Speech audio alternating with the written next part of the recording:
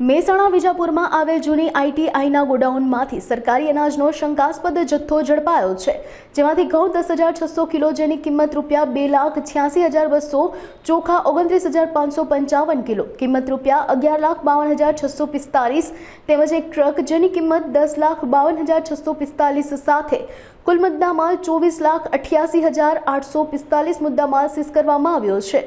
Godown સંચાલક પાસેથી ખરીદ વેચાણના બિલ લઈ વધુ તપાસ હાથ ધરવામાં આવશે। ગઈકાલે ધ ગ્રાન્ડ બંસરી હોટલની પાછળ જૂની આઈટીઆઈની બાજુમાં એક પ્રાઇવેટ ગોડાઉન છે, ત્યાં અનધિકૃત રીતે જથ્થો સંગ્રહ કર્યો છે એવી બાતમી મળી હતી। બાતમીના અનુસંધાને હું અને અમારી ટીમ દ્વારા આ સ્થળે તપાસણી કરેલી। તપાસણીની અંદર ઘઉં 10,600 કિલો અને ચોખા 29,555 કિલો